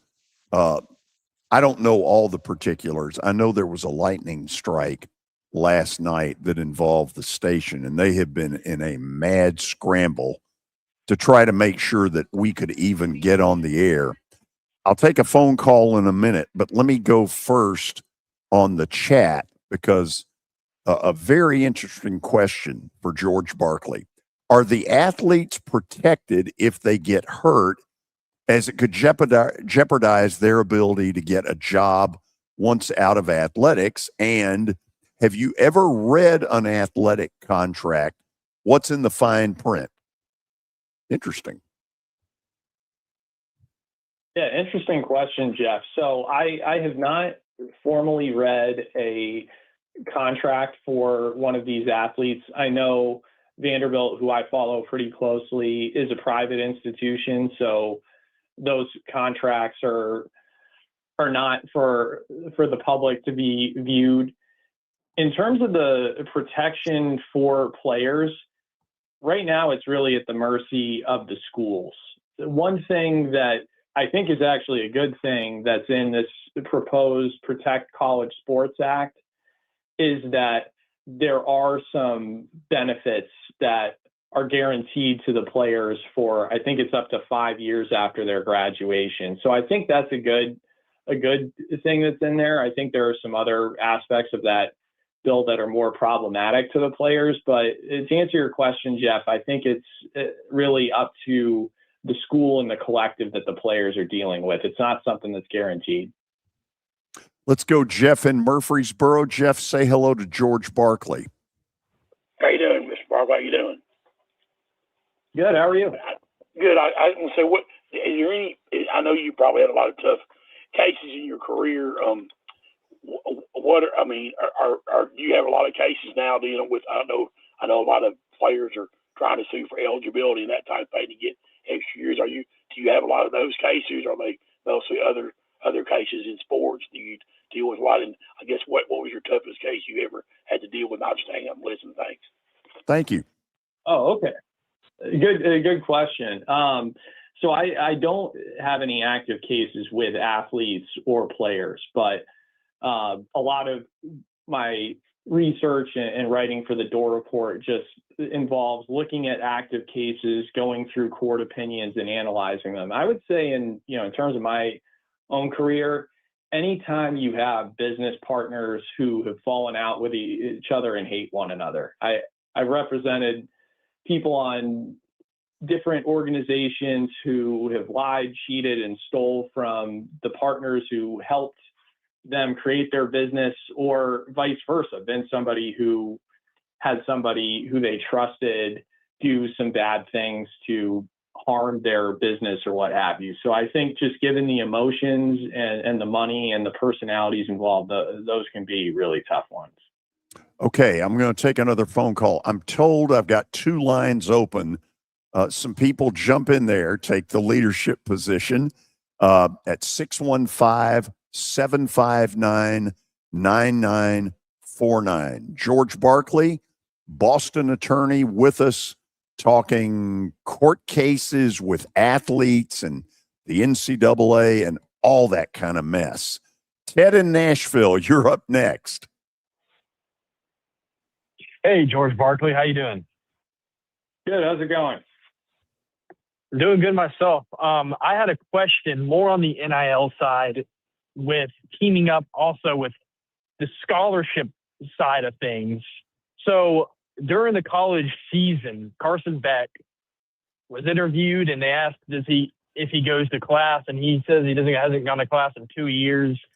And it comes to find out these players were still getting scholarship money, but that's adding on to their NIL money. And I just, as a fan and just as a human being, I get curious of why are these players getting scholarship money, but also NIL money, when schools could just use the scholarship money on something more academic, when they know these players who are meatheads are getting NIL money, millions of dollars, and they're spending that money for scholarship money when these players aren't even going to class. Like, what is the point of that? If you can answer that question for me. By the way, in All in the Family, Archie Bunker described a meathead as dead from the neck up. So I think exactly what they are. That's an interesting question. I would say in terms of the scholarships, the vast majority of these players are not going to be going pro in the NFL or the NBA. And I can understand why the schools would want to give them scholarships so that they can kind of figure out what's next. I mean, to your point, though, I do agree that some of these players are clearly just in school to play football. They're not really going to class. I will say, having graduated from Vanderbilt and knowing some athletes there, a good friend of mine, Blake Froming, was a offensive lineman for Vanderbilt. He ended up really benefiting from his Vanderbilt education, and now he's also an attorney like me. So those scholarships and some of the academic support programs that schools offer, I know Vanderbilt is excellent in terms of some of the stuff that they do for their athletes and helping them, find their way. It can be beneficial, but I can see the frustration, especially when you have public universities who, pay these kids a lot of money in NIL, and then fans who donate to the collectives come to find out that these players who they're giving money towards also get scholarships. I do think the scholarships serve a purpose, but for some of the higher tier athletes who are clearly just there to play sports and school's not really part of the deal, maybe their NIL deals shouldn't involve the scholarships. So let me re-ask it a different way. Are there a big chunk of schools that 3-4 years ago threw up their hands and said, screw it? We're not worried about whether they're academically ineligible or academically eligible. We don't give a damn what they do. Is that really a lot of the landscape? Depending on the school, it certainly can be. I mean, there's some schools where, I know Vanderbilt is a rarity in that the players actually have to go to class and are held to that standard and do the coursework. I think there are some schools still where you have test takers for the players. Players aren't really necessarily doing their coursework, or they have some online classes that, are less rigorous, shall we say, than others. But to your point, George, I think that, while the NIL stuff is relatively new from the past few years, the aspect of some players not going to class and not really doing the academic part is something that's been in the NCAA atmosphere for a long time, depending on the school. Okay, Kelly's been dying to unload a couple more of his nuggets. Kelly, let's hear it. Okay, employees. I know that you said that that universities will not make them employees. We don't know that, but I would think that would be the case. But if they did go down that road, George, would they have to be given, the insurance? Would they have to be given Social Security? Would they have to? How would all that work if they became employees? That's a big question right there, and that's even universities are already forking out a bunch of money, but if they go to doing that as employees, which I know that they don't want to do, but if they're forced to do that, they're going to be spending even more money. Yeah, Kelly, to your point, I think the analysis is really sport dependent on whether or not players should be named employees. I think with sports like football and basketball, you have a good argument. But to your point, it gets expensive when you have employees because you have to provide them benefits. And those include certain federal benefits that employees are entitled to. And that the cost for that can line up really quickly. So I think if across the board, all athletes were named employees, that could be a big problem financially for college sports. But if it was just for a couple of sports like football and basketball, I think the parameters around that are more feasible, and that's something that could work if it was set up the right way. I kind of want to. Oh, you go ahead, okay. Kelly. I got one more thing. Well, I got a bunch of more, but I just want to go one more thing. So you talked about the Sorsby kid, and we talked about him a bunch on the show, and George was talking about the judge. And I don't know the parameters. I don't know all the legalities, the details of the case. I do not. But it seems like these judges, a lot of times, we had the deal in Knoxville with the quarterback that was trying to come back for another year, and he ruled for it. But then, the NCAA came in and said that's not going to happen. But why are these judges ruling maybe not on the law, but on what suits the team or their situation? Like if they're say there were a booster of a big school, and then they're ruling in favor of something that they know is not correct, and the law shows it is not correct. How are they getting away with this, or are they getting away with it, George? So in terms of the judges, to your point, Kelly, if a judge is a big booster for a school and he's on a case involving that school, somebody who's involved should file a motion to recuse the judge. Yes, right. Correct. Yeah, that would be a massive violation of the rules of, professional conduct regarding judges, which are enacted in some form, in all 50 states. The American Bar Association has these rules. But I think going back to what I had said earlier, I think in Sorsby's case, the smoking gun for that judge was that the NCAA did not follow its own procedures about athlete reinstatement applications. As part of its reinstatement procedures, the NCAA was supposed to consider any potential mitigating factors before affirming a lifetime ban against Brendan Sorsby. And in the papers that were submitted to the court, the NCAA openly admitted that it didn't do it. And I think that was a colossal mistake. By doing that, the NCAA took what should have been a simple slam dunk case, because Sorsby broke the one rule that you can't break in sports by betting on it. But because the NCAA didn't follow its own rules, it gave the judge a path to rule in favor of Brendan Sorsby. Now, I think that case could have wound up in a loss on appeal for Sorsby because of his own misconduct, but the NCAA really shot itself in the foot in that case. If the NCAA had just followed its procedures to a T, Sorsby's case would have been dead in the water. And I think it's unfortunate for some of the players, because I think Brendan Sorsby caused a lot of people to put all player lawsuits in the same umbrella when they're really not. They're really fact specific and issue specific. And I think, to me, the big smell test, and it's not a perfect one, guys, when you look at these lawsuits, is there some injustice to the player if the relief they're requesting is denied? And I think the 5-for-5 players, especially the class of 2022 high school kids who still have 1 year left in their window, getting denied by the NCAA just refusing to follow its rules about the waiver process, I think they've got a pretty compelling argument that there would be an injustice to them if they weren't able to win. And again, it all goes back to the NCAA's inability to follow its own rules and applying rules inconsistently.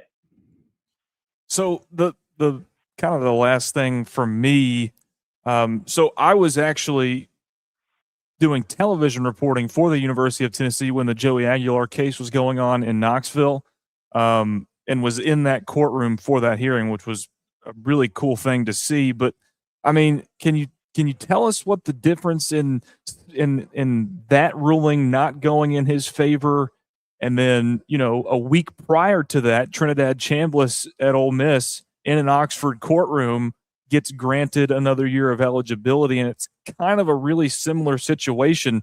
And then, just if you could, like 5 years from now, I mean, what is your solution to all of this madness?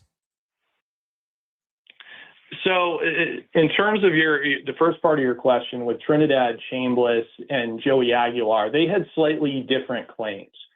Chambliss was basically arguing that he was unable to participate when I think he was a D2 quarterback because of injury, and the NCAA didn't follow its own procedures regarding medical waivers. And so in that case, he was able to convince the court that the NCAA did violate its rules. Now, with Joey Aguilar's lawsuit, that was pretty similar to Diego Pavia's lawsuit, in that Aguilar was arguing that his JUCO eligibility should not count against his NCAA eligibility. Now, I think the reason why Pavia won his, where players like Aguilar and then there was that outfielder, I think Osuna for Tennessee baseball, lost theirs, I think some of it comes down to advocacy. It's one thing to have these issues and to bring a lawsuit. But if I were Aguilar or Ozuna, I would have hired Diego Pavia's lawyer, Ryan Downton, because I think that he did a really good job of framing the problem with the JUCO rule. The problem with the JUCO rule was that the NCAA was unfairly applying its rules so that prep school players got their eligibility preserved while it was taken away from JUCO players when those players were really both in the same position.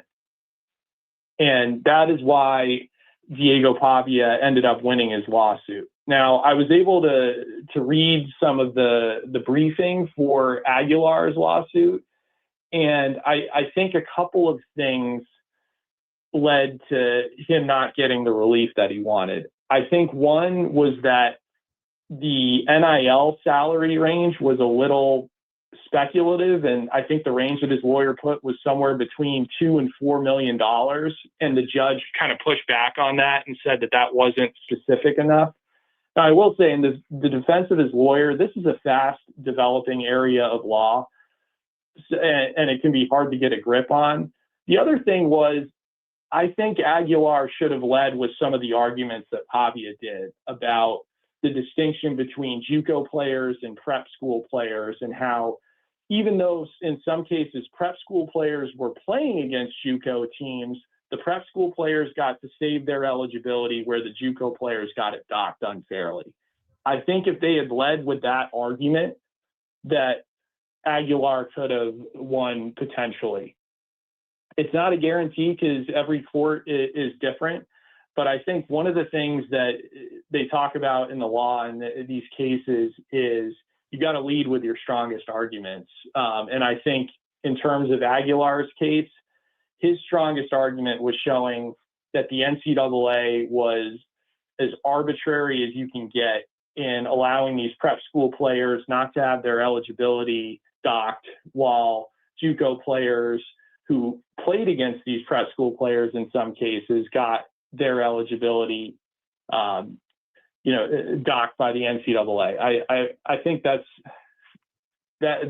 my take on that. And then in terms of 5 years from now, I think potentially we could see some either a super league or sport-specific collective bargaining agreements. Maybe if in the small chance there could be some federal legislation, but I think either some super league or sport-specific collective bargaining agreements are probably the two places that we're most likely to get to in the next 5 years. George, let's do this. I knew this was going to be great stuff. Next week, everything is SEC football media days in Tampa, as you can imagine. But 2 weeks from now, could we maybe do this again? Maybe we'll start out better than we did at the beginning of this thing, technically. But your info is terrific, and I would love to do this again because I can see Kelly's disgust with me that he's got about 10 more questions he wants to ask. I tell you what I might do that day is just let Kelly start it, and when he's finished, he can throw up his hands and say, "I'm done." I can ask him questions all day, man, because there's just so many questions that goes along with all this stuff. I mean, like everybody keeps talking, and I know we ain't got time for this, but everybody keeps talking about the NIL, and is the NIL sustainable? Well, people think that it's not, but is it going to be sustainable? Like we don't know that. There's so many questions. There's so many, like they had no plan, George, for this when the NCAA came out. They thought that Congress was going to side with them, and Congress said we're always going to side with the player. So I don't think they had a plan for this. I don't think they thought it was going to happen, but now here we are, and they had no plan at all, and it's like the wild, wild west, and they got to get it back under control, but I don't know if they can. Yeah. George, I'm going to end it here because I'm up against time. Thank you. Let's do it again in a couple of weeks. Absolutely. Thank you, guys. Thanks for helping make this happen. And if people want to find me, gbarks_24 on Twitter. And I'm also on the Door Report message board, cranking away on Vanderbilt sports and NCAA lawsuits. So thank you, guys. Appreciate it. Beautiful. George Barclay, Boston attorney, joining us here on the show. We'll have a few of our own thoughts, and then we'll wrap this baby up on the George Plaster Show. When I got my first car, my dad told me, keep the gas tank full and my number on speed dial. Now parents are telling their kids, save 615-242-9000 just in case. I'm Blair Durham. If you or someone you love is in a wreck, call us. We're here to get you the money you deserve. Baseball is just like music. You don't believe me? Let me show you. It's jazz, improvised and unpredictable. It's rock. The crowd explodes like a guitar through a wall of amps. It's rap, fast, sharp, all rhythm and timing. It's country, nothing but 3 outs and the truth. Do you believe me now? Look, no matter what music you're into, the hottest track in town, Nashville Sounds Baseball. Welcome to Hit City. Sports and Social at Green Hills Mall is the new home for our Football Night in Nashville promotion. Their food is terrific. Their TV setup looks like a race and sports book in Vegas. And if you're a sports fan, you can't beat it. Starting September the 4th, we'll broadcast from Sports and Social every Thursday night. There's Pop-A-Shot, great football, and the chance to win a beautiful Mikey's Motors golf cart. See you at Sports and Social in Green Hills Mall.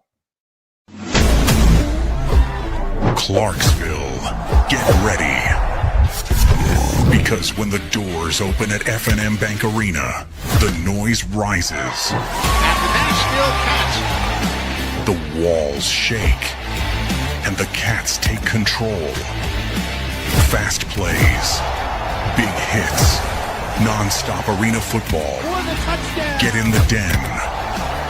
Get your season tickets now.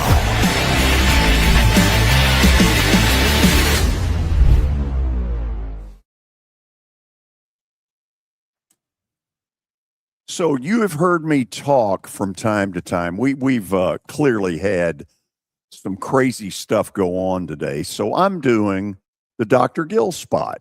And I'm happy to do that because they're in the business of trying to help people who have had pain to no longer have pain.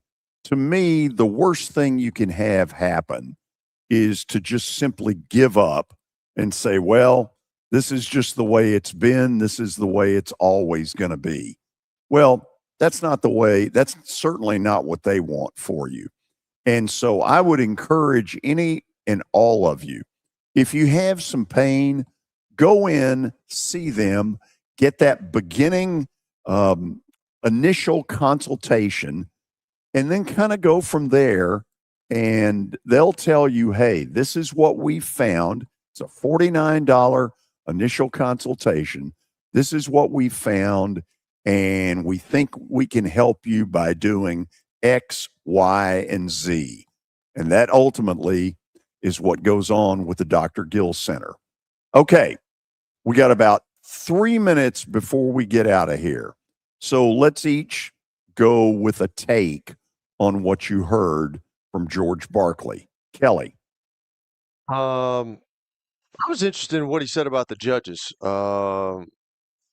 because we all think sometimes, but we don't actually know the true details of the case. We just kind of hear tidbits, and George is obviously up on that stuff. And I thought what he said was pretty good because I think sometimes, and it does happen, judges make decisions on things that I don't know if it's lawful, but maybe there's a loophole or something, but just like what he said and brought up, it was the NCAA's fault. See, and I didn't realize that, and I didn't think that. So there's always there's two sides to every story. Mitigating circumstances. Yeah, there's always things that you really don't know, and I didn't read the whole thing. I'm sure he does. I'm sure he's one of those guys that reads everything about that. I'm not that guy. I pick out, the points that sometimes I want to pick out, but he's detailed, and I thought that was pretty cool. And another thing was the kids, like I'm still not sold on, if these colleges are paying these athletes what they say they're paying them. And I think sometimes, George, and Tony Basilio talked about it a couple of weeks ago, everybody's saying he's getting $7 million, but is that what the media is throwing out there? Is that truly what the kid's getting, or is he getting maybe $5 million, which $5 million to $7 million, in college, $5 million is a lot of money for a college kid, but are they truly getting what they're getting? And I don't know where all this goes, George. I kind of said it there at the end. I don't know where all this goes, but man, we're in a different spot in sports right now in college, and who knows what the future holds. I hope it holds something good, but I don't know. I don't know that. Okay, Lewis, I need a 30-second answer. Yeah, to me, it just boils down to there has to be legislation across the board that's put out, and it just seems like there's different levels of home court advantage in each one of these cases, and depending on the loophole and how good your lawyer is, and if you find that loophole, you have an opportunity to win. Just like Brendan Sorsby, like that's a slam dunk, and he still won the case. So, there has to be legislation, and there has to be blanket rules set down by the NCAA that solves everything blanketly, or this is going to continue to happen, and it's going to continue to further ruin college athletics, frankly, worse than it already is. Real quick, let's end the show in style. Oh, look at the new graphic. The problem with the graphic, I lost last night. Yeah, you weren't escaping this. Yes. No, the National League sucked. No other way to say it. Tomorrow, Danny Evans will join us right at 3 o'clock, and we're going to ask him. People are worried about the future of the All-Star game. What do you do to fix the fact that a lot of the best players, they wanted to be called All-Stars, but they didn't want to be there? See you tomorrow. Your sports live here. WBUZ HD3 Laverne. All around the world on the Game Nashville app. We are the Game Nashville Sports Network. ESPN 94.9. The Fan. A Cromwell media station. Felt like he was talking out of both sides of his mouth. He talked about the press and that they weren't communicating and that they didn't make the right substitutions. Felt like he was taking a shot at his manager, Didier Deschamps. And I was a little surprised from the leader of this team, the response that we got from him post-game, because it very much mirrored the no-show performance from Mbappe on the field. And the way he talked about it is like, well, I'm the leader of this team. It all goes through me. But at the same time, pointing out the flaws with everyone else. I wasn't impressed by that. And this was supposed to be a France team that we were looking at penciling in that they'd be playing for a championship this weekend, and they're not. Download to see if you qualify. Not all customers will qualify. Transfer fees may apply. No Albert subscription required. Albert is not a bank. Albert Instant Loans are issued by FinWise Bank, member FDIC. Not an actual client. Terms apply. Kylie, what's wrong? I just got hit with a car repair bill. I'm behind on rent, and I feel like I can never save any money. Have you tried the Albert app? Albert is your financial assistant, helping you find ways to save and create custom budgets